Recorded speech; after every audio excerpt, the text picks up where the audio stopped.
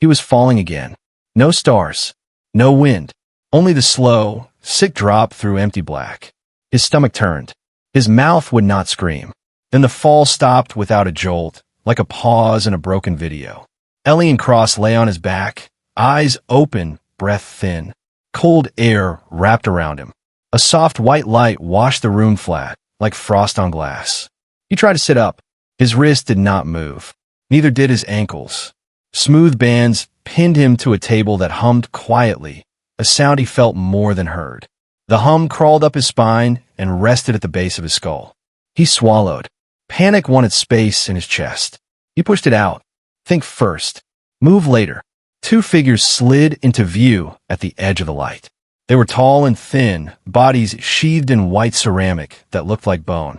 Their heads were oval and smooth, no mouth, no nose, only a single dark lens in the center of each face. Inside the lens, something shifted like tiny gears turning under smoke. They did not step. They glided across the floor, graceful and silent. Elian named them in his mind to keep control. Custodians. Keepers. Thieves. One came close and lifted a tool. The metal was dark and glossy. A faint red point glowed at its tip. Heat brushed his skin. The custodian angled the tip toward his left forearm, which lay palm up on the table. It paused, lens tilting. The alien studied the skin there, old scars, thin and pale, running in a strange mirrored pattern across the inside of his arm. Doctors once called it a childhood accident. A woman he dated said it looked like he had done it to himself. Elian never found the memory to match the marks. He only knew the scars felt like a story he had not been told. The tool traced over the pattern without touching him. The hair on his arm lifted as if a static field stirred above it. Then the tip changed. A tiny needle slipped out, sharp as a thorn. It touched a clear spot near his wrist. A sting. A bead of blood. The custodian withdrew and made quick, dry clicks toward its partner. The sound bounced around the white room like stones on ice. The second figure turned toward a bank of dim, glassy panels and placed the tool on a tray. The first stayed close, lens on Elian, unreadable. The bands around his wrists felt firm, but they are a flaw at the inner edge of the right restraint, a hairline seam. He pushed his thumbnail into it. The material did not give. He pressed harder. Something splintered, a tiny shard, gray and sharp, breaking free. His heart knocked once. This was stupid. This was useless. This was his choice. Elian curled his fingers and hid the sliver in his palm. He drew a slow breath. He dragged the shard across his forearm, next to the oldest scar. Pain flashed hot and bright. A clean line opened under the light. He swallowed the sound that tried to escape his throat. Blood welled, dark and real. "Let's see if you stay," he whispered. His voice sounded small but steady. The custodian by the panel spun back, lens flaring with rapid inner motion.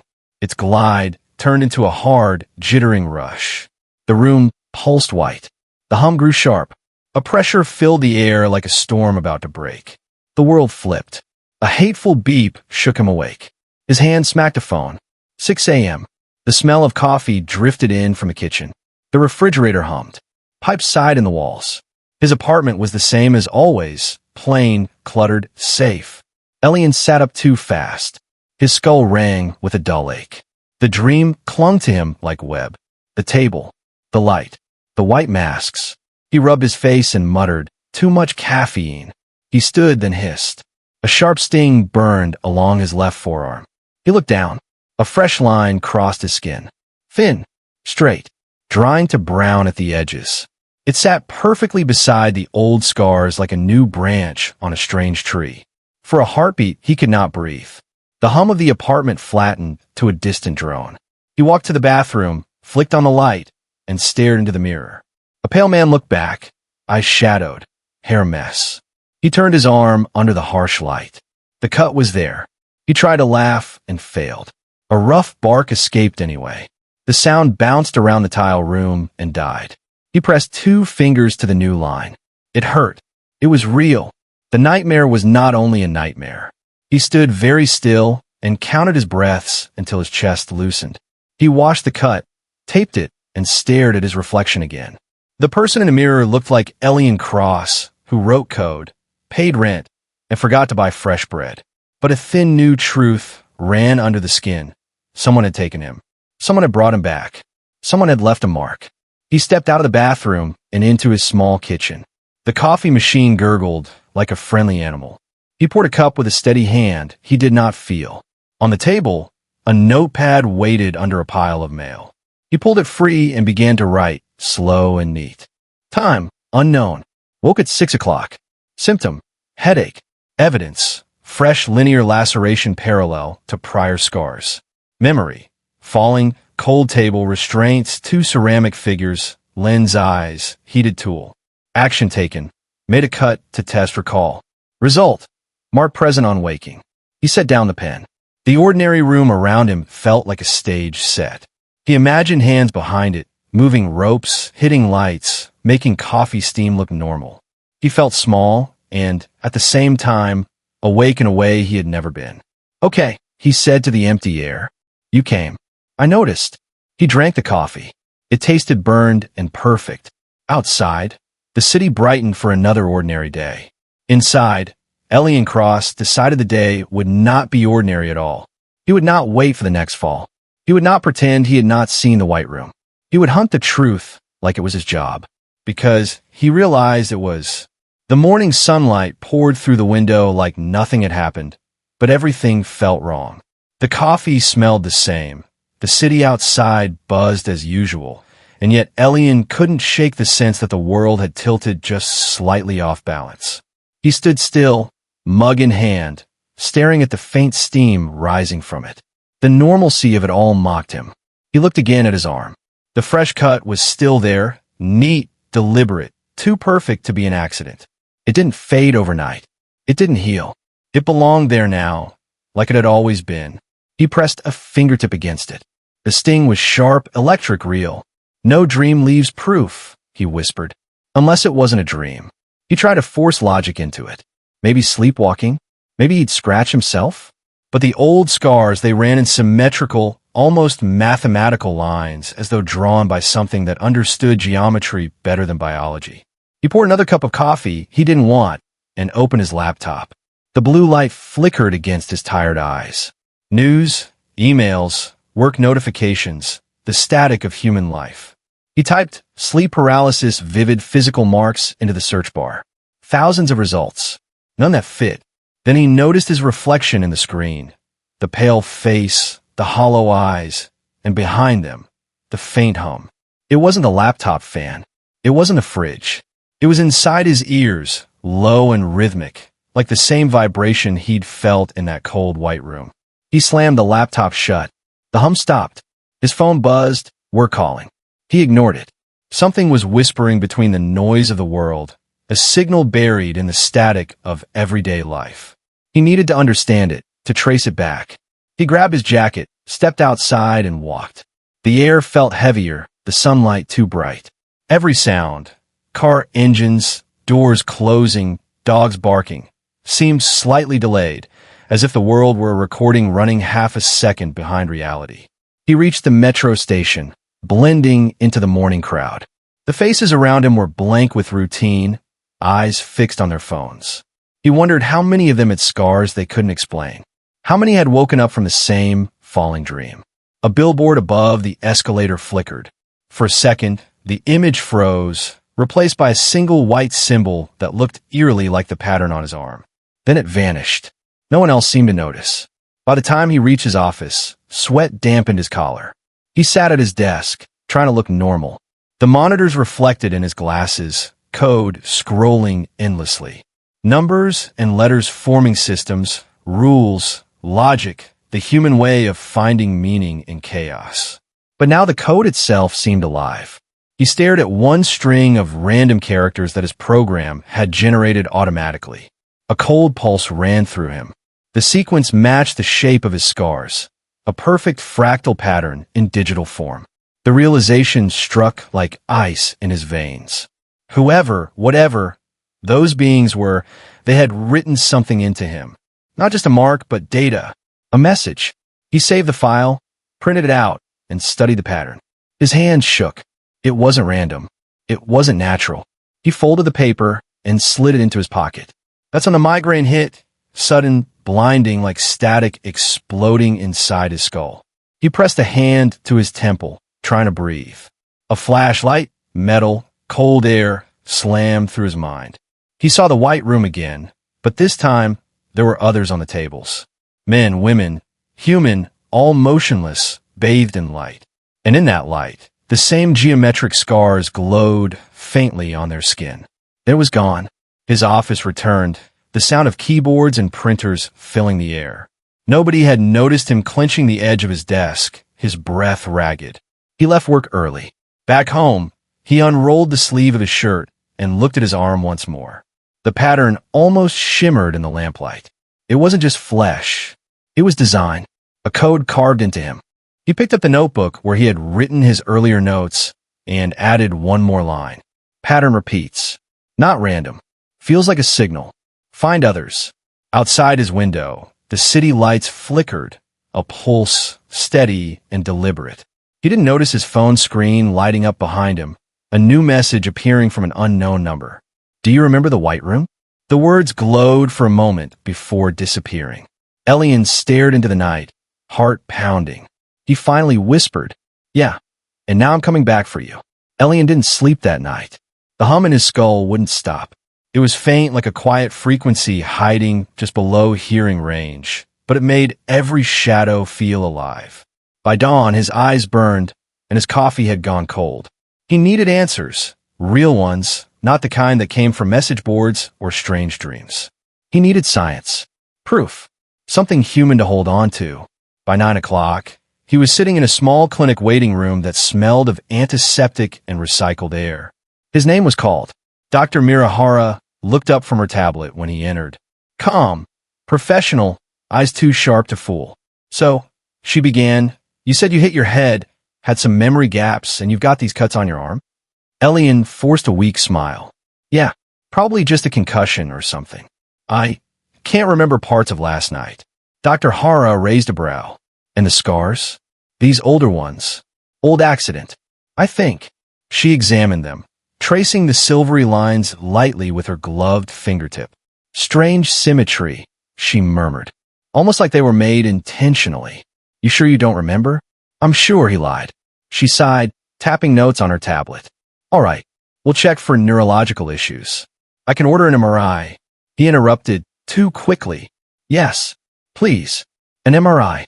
I need to be sure nothing's wrong in my head. The doctor hesitated. We'll see if insurance approves it. A nurse entered, short, efficient, hair tied in a neat ponytail. She wrapped the blood pressure cuff around his arm. Elian barely noticed her at first, but when she leaned forward to adjust the gauge, her collar slipped slightly. He froze. There, just above her collarbone, faint, silvery lines glimmered in the same symmetrical pattern as his. Smaller, but identical. His pulse spiked. The nurse didn't notice. She smiled politely. Pressure's normal. Thanks, he muttered, voice tight. She left. The door clicked shut. Elian stared after her like someone who'd just seen a ghost. The doctor's voice cut in. You okay? You've gone pale. Just dizzy. She nodded. That can happen with concussions. Rest, hydrate, and I'll send in your referral. He stood up too fast, grabbed the slip from her hand, and left before she could ask more questions. Outside, the air felt heavier, like it carried static. The city noise folded into a blur. He stopped by a street bench and looked at the paper. The letters swam. Neurological evaluation. MRI with contrast. But all he could think of was the nurse. The same pattern. The same design. It wasn't just him. He wasn't the only one marked. That realization cut through fear like a clean blade. For the first time, he wasn't crazy. He was part of something. Something hidden. Something connected. That night, he sat at his desk again, surrounded by screens and notes. His laptop glowed faintly in the dark. The hum in his head synced with the sound of the cooling fan. He opened a new file, a digital map of the city. He typed one word, pattern. Then he began searching. He scanned medical databases, social forums, subreddits about sleep paralysis, missing time, body markings, anything remotely similar. Hours passed. Nothing. Until one tiny, outdated site appeared buried 10 pages deep in the results. The reached. He clicked. The page looked ancient. Black background, green text, simple layout. The tagline read, "For those who remember what others forgot." He scrolled. Post after post described identical marks, identical dreams.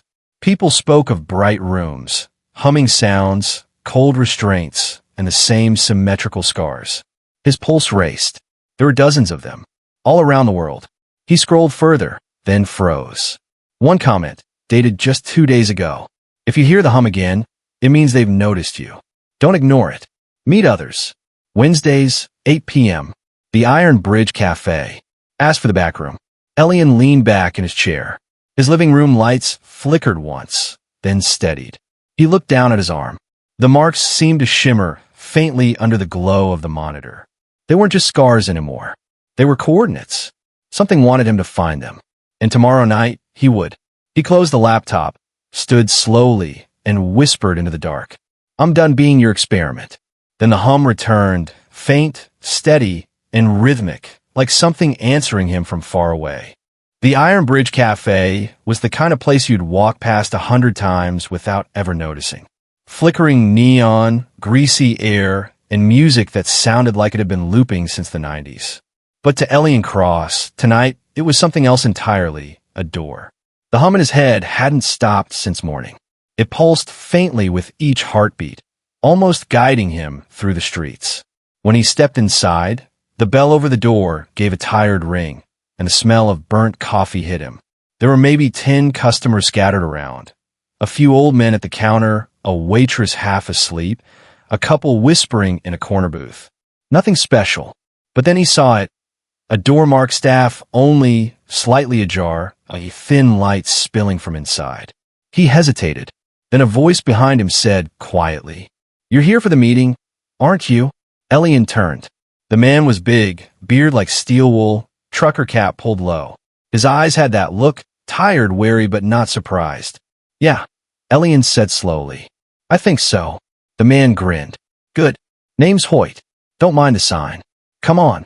He pushed the door open. The back room was small, walls yellowed by time.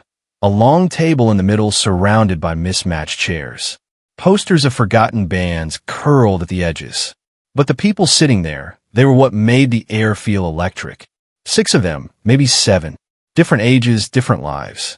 Yet every one of them had that same look in their eyes, the same silent understanding. "New one?" an old woman asked, smiling kindly. Her voice was gentle, but steady, like someone who had carried a secret for too long. "Yeah," Hoyt said. "Found his way on his own. That's rare these days." Elian nodded awkwardly and took a seat at the end of the table. "I'm Elian," he said quietly. I think I have these." He pulled up his sleeve. The silvery scars gleamed faintly under the dull light. The room went silent. Then, slowly, others did the same, showing wrists, ankles, collarbones, each marked with the same intricate pattern. Some were faint, others deep and old. The old woman leaned forward. "You're one of us, dear. I'm Maya. Most here call me Nana. We've all had the dreams, the falls, the lights." Elian swallowed. "Who are we?" "Survivors," said another voice. A man in a worn jacket, posture straight as a soldier. "Or leftovers. Take your pick." Elian looked around the room, feeling the hum in his skull deepen, like the air itself was listening. "Then what do they want from us?" he asked. "Depends who you ask," May said. "Some say it's research. Some say it's farming. Some say it's punishment." Hoyt snorted. "I say it's curiosity. Like we're ants they poke with a stick." The soldier leaned forward. "Don't mock it. People vanish when they start digging too deep. Groups like ours used to exist before. They're gone now. All of them." "Gone how?" Elian asked. "Gas leaks. Car accidents. Electrical fires. You name it." The soldier's eyes were flat, unblinking. "They don't like patterns. They erase them." The silence after that was heavy. Then, from the far end of the table, someone new spoke. A young woman with messy hair, dark circles under sharp eyes. She had a laptop open, the glow lighting her face. "I've been tracking atmospheric data," she said, tapping rapidly. "Electromagnetic pulses, plasma events, short-duration surges. They happen across the city at irregular intervals, until you align them with dates from this group's posts. She turned the laptop toward them. On the map were glowing dots scattered across the city, and a rhythm to their placements, a cycle. They're not random, she said softly. They follow a schedule. Elian's breath caught. How do you know? She smirked tiredly. Because I'm a physicist, and I stopped believing in coincidences a long time ago. The group leaned in. The map pulsed red with timestamps. Each event, she continued, matches a night when one of us dreamt, or disappeared, or woke with a new scar. They're connected to something underground, maybe a field generator, maybe them. The soldier frowned. You've made yourself a target. She shrugged. Maybe, but we need to know what we are, what they've done to us. Elian met her gaze. You've seen it too, haven't you? She hesitated, then rolled up her sleeve. The same pattern shimmered faintly on her wrist. Yeah, she said. Name's Sarah. Guess we're in the same experiment. For a moment, the room was silent, strangers bound by the same unseen thread. The hum in Elian's head synced with the flicker of the cafe's light. He felt it then, connection recognition. The pattern wasn't just on their skin. It was between them. May broke the silence. We meet every week. We share what we remember. Maybe someday we'll find out why. Elian leaned forward, voice low. Then I'll help. I can code. I can find data others can't. If there's a pattern, I'll uncover it. Hoyt laughed, but not unkindly. Careful what you wish for, kid. The last guy who said that started glowing on the inside. The hum in Elian's skull pulsed once, like an answer. He smiled faintly. Then maybe it's time someone glowed back. Sarah looked at him, eyes narrow but intrigued. You're serious? I've been waiting my whole life for something to make sense, he said. And now it does. She nodded once, slow. Then welcome to the reached, Elian Cross. Let's see how far they'll let us go before they try to erase us too. The light above them flickered, once, twice, and then steadied again. Somewhere far away, something was watching. And it had just learned that one of its subjects was finally looking back. The city was quieter than usual when Elian walked home that night. Not silent, but muffled as if wrapped in cotton. The streetlights flickered in soft rhythm, matching the pulse that now lived behind his eyes. Each flash, each hum, felt like a heartbeat that wasn't his. He had never felt so alive or so haunted. At home, he dropped his keys, locked the door, and turned every light on. The apartment looked normal. Half-drunk coffee cups, open books, tangled wires, the remains of a man trying to live a normal life. But that illusion was gone now. Normal was a costume, and it didn't fit anymore. He powered up his laptop.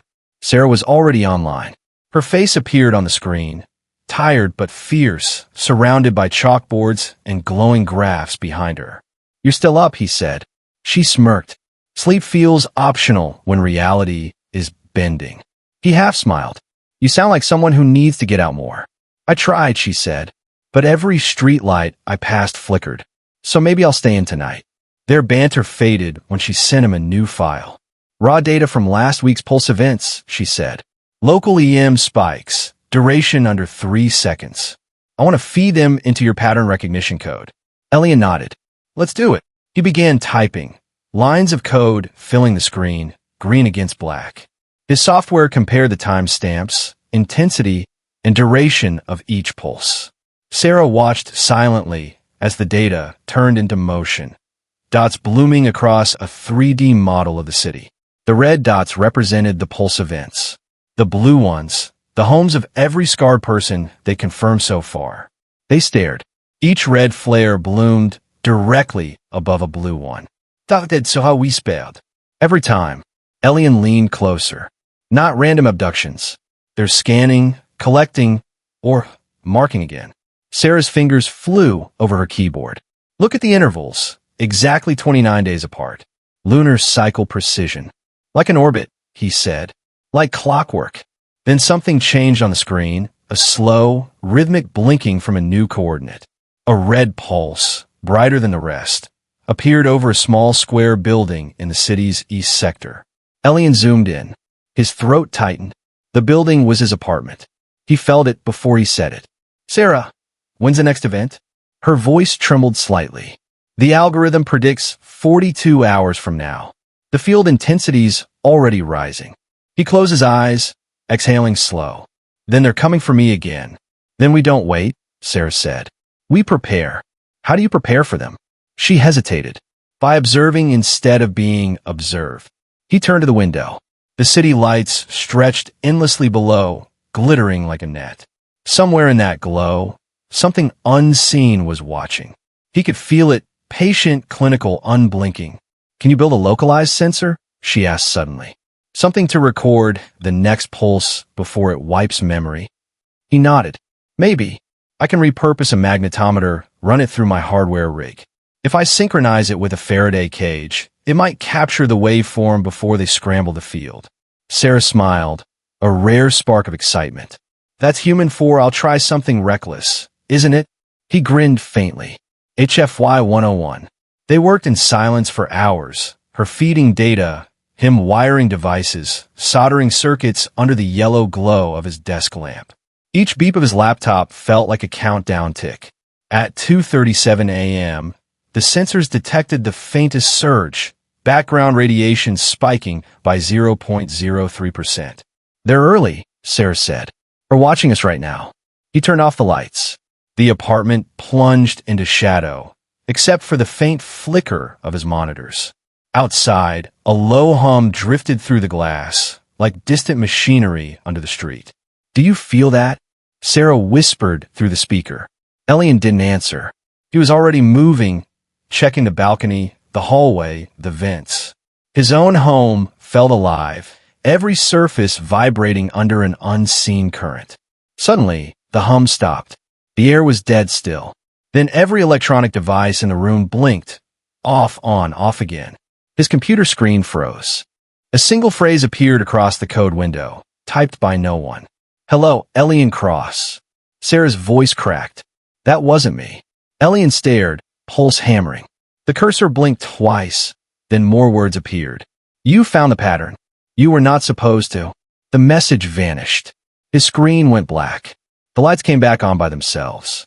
Sarah was still shouting through the speakers, but her image had frozen, her voice distorted, like it was being dragged through static. Elian yanked the plug from the wall. Silence. Only his own breathing. He stood there in the dim light, heart pounding, realization sinking in. They knew his name. They knew he was awake. And they weren't just watching from the dark anymore.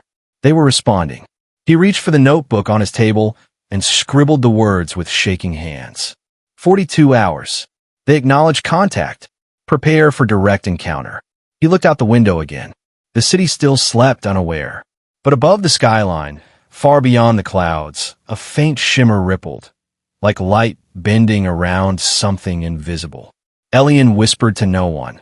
Then let's finish what you started. The countdown had begun. The next 40 hours crawled like insects under Elian's skin. He barely slept.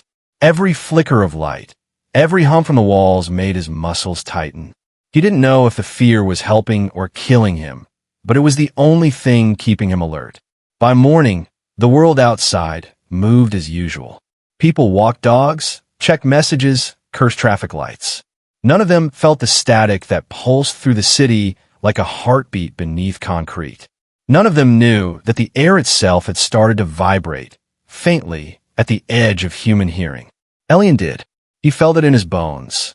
He spent the day turning his small apartment into a fortress of science and desperation. Aluminum foil lined the windows. The magnetometer he'd built from scavenged electronics blinked faint green beside the microwave. A makeshift Faraday cage, built from copper mesh, steel rods, and his oven rack, stood in the middle of the room. Sarah called every hour. Her voice was sharp, restless. They're moving faster, she said. 2 other pulses occurred last night. One in Arizona, one in Denmark. Both matched your pattern frequency. Elian scribbled notes into a spiral pad. The pages filled with jagged handwriting. Then it's global. Surapposed. Elian, you don't have to stay there. Let the signal come, but don't be inside it. He shook his head. I can't record from a distance. They target me, not my building. I have to be here when it happens. That's not bravery, she snapped. That's suicide. He smiled faintly. Maybe both. She exhaled shakily through the speaker. Just promise you'll keep the audio stream open, even if it cuts. Always, he said. Hours passed. Sunset bled across the sky in shades of fire and rust. Elian stood at the window, the city reflected in his glass, alive, electric, unaware. In the reflection, the faint scars on his arm glowed faintly, pulsing in sync with the hum. That's when the knock came. 3 soft taps. Too polite for danger, too deliberate for coincidence.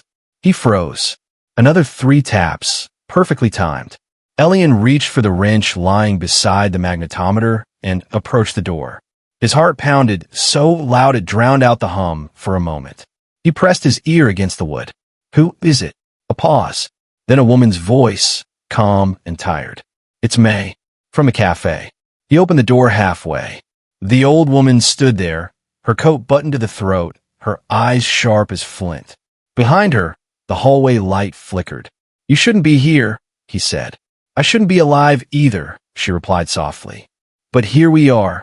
She stepped inside before he could stop her. Her gaze swept over the room. The wires, the blinking lights, the mess of charts on the walls.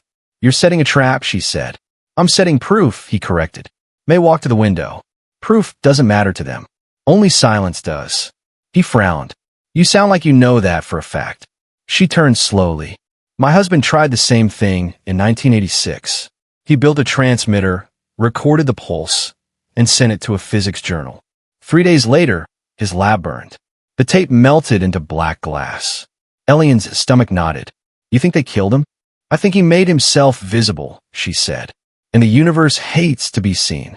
He looked down at his trembling hands. I can't stop now. I have to know. May stepped closer, resting a wrinkled hand on his arm. Then promise me you'll remember what you see, even if they take everything else. The hum deepened. The air thickened. The floor trembled like something enormous was stirring miles below. May's eyes widened. It's early. Elian turned toward the magnetometer. The green light had turned crimson. Numbers raced across. The monitor, radiation spikes, frequency peaks, magnetic distortion. The pattern was here. They're here, he whispered. The ceiling bulb flickered once, twice, then burst. Glass rained down. The hum became a roar, a low thunder that crawled through the walls. Every electronic device in the room screamed static. Get back, Elian shouted, pulling May behind the couch. The Faraday cage began to glow faintly blue, electric veins crawling across the metal. He grabbed the laptop and jammed in the data cable. Sarah, do you read me? Her voice crackled through a wall of distortion.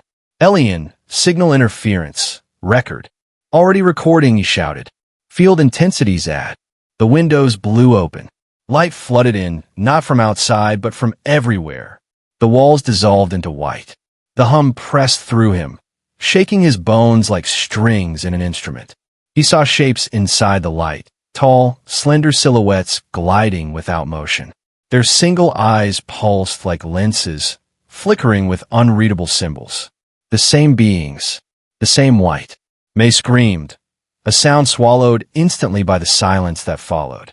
Elian stumbled backward, gripping the table. You don't get to race me again, he shouted. The lead figure extended a hand. Not a strike, not to grab, but to touch the air between them.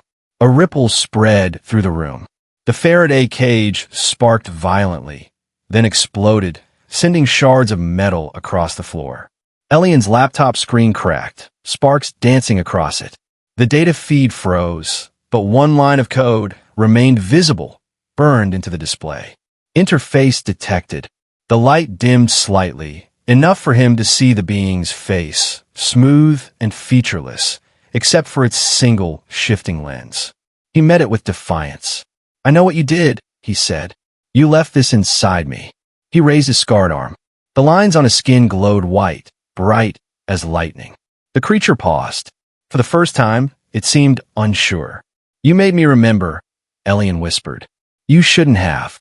The hum cracked like thunder. May cried out as the light expanded, swallowing the room, the walls, everything. Elian felt weightless, falling again, the same endless descent. But this time he didn't close his eyes. Through the blinding white, He heard Sarah's voice echo faintly through the failing speaker. "Elian, are you still?" Then silence. The world vanished. And somewhere beyond the noise, something whispered back to him.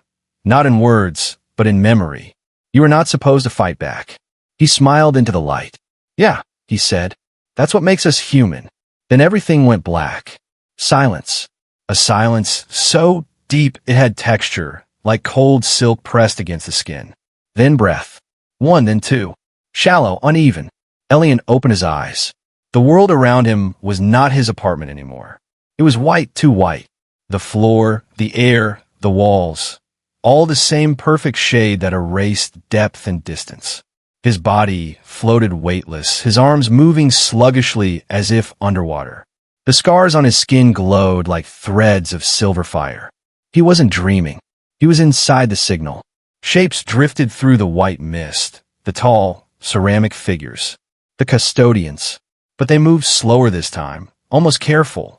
Their steps left ripples of light behind them. One stopped in front of him. Its single lens expanded, folding open like a mechanical iris. Inside it, a reflection shimmered him. "Elian Cross," a voice said, not spoken, but resonating inside his skull. It was cold, calm, layered. Human persistence remains disruptive. Elian tried to move, but his limbs were heavy. His words came out as thought, not sound. "What are you? Why us?" The lens contracted slightly. "Observers. Collectors. We maintain pattern integrity." "You mean experiments?" "Evolutionary archives," the voice corrected. "Your species is not the first. You were chosen for resilience. Most collapse under repeated sampling. You adapt." He almost laughed, but it came out as a tremor. "You scar us and call it adaptation." "Your scars," the voice said, "are doors." Light rippled through his arm.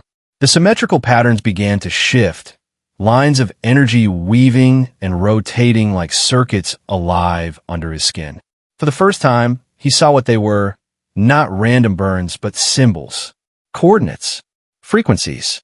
"You implanted something," he whispered. "A transmitter." The being tilted its head. "An interface." "Until now, it remained dormant." "You have awakened it." The others moved closer. Dozens now, surrounding him in a perfect circle. Their heads tilted in unison, mechanical grace mimicking curiosity. Elian clenched his fists. "I'm not your machine." The voice paused. "No, you are error." Something inside him pulsed. Not pain, but power. The white room wavered. The hum rose higher, faster, sharper, echoing in his bones. The scars blazed bright, flooding the chamber with human defiance. "I remember everything now," he said. "The falls, the wipes, the resets. You kept trying to erase us. But memory is what makes us human." The lens shivered. The air distorted. Lines of static crawled up the walls, spreading through the whiteness like cracks in glass. The beings staggered back, their movements jerky, uncertain. He could feel them inside his head, trying to shut him down. They couldn't. The interface wasn't just transmitting to him anymore. It was transmitting through him. Every heartbeat was a signal, every thought a pulse of raw, human code pushing against the alien network that surrounded him. Sarah's voice cut through the static, faint, distant, but real. "Elian? Elian, if you can hear this, the sensors are reading off the charts." He smiled weakly. "Guess I'm still online." The custodians froze. For the first time, they looked afraid. "You reached us," the voice said, trembling. "This is not permitted." Elian lifted his arm. The light from his scars pulsed in rhythm with Sarah's voice echoing from far away. "You wanted to study humanity," he said. "So study this." And then he released everything. The hum became a scream, data, energy, and memory colliding. The white void fractured. The beings shattered into prisms of light, dissolving like smoke in a hurricane. His body burned with power, but it wasn't destruction, it was release. When the light faded, the world blinked back. He was lying on the floor of his apartment, smoke curling from shattered electronics. The copper mesh of the cage was twisted and blackened. The hum was gone. For a long time, he didn't move. Then he heard a soft voice from his laptop, broken, glitching, but familiar. "Elian?" Are you there? He managed a breath. Still here. Sarah exhaled a shaky laugh. You vanished for 23 seconds. Every instrument went wild. Your signal, it merged with the pulse and overrode it. The patterns stopped everywhere. Elian sat up slowly. The scars on his arm were faint now, just shadows under the skin. Then they're gone. Maybe, she said softly. Or maybe you changed the frequency. Either way, they stopped calling. He leaned against the wall, staring at the faint glow of dawn through the broken blinds. Then maybe we finally answered. Sarah hesitated. What did you see? He closed his eyes. A mirror. Of what? Us. Static whispered through the speaker. Faint, almost gentle. Then Sarah said quietly, You realize they'll come back. Elian smiled, small and tired. Then next time, they'll find we learned how to listen. Outside, the city stirred awake, unaware that its sky had just gone silent for the first time in decades. But deep in the night's static, somewhere beyond the reach of stars, a new pulse began. Softer, human, and it carried one clear message through the void. We remember.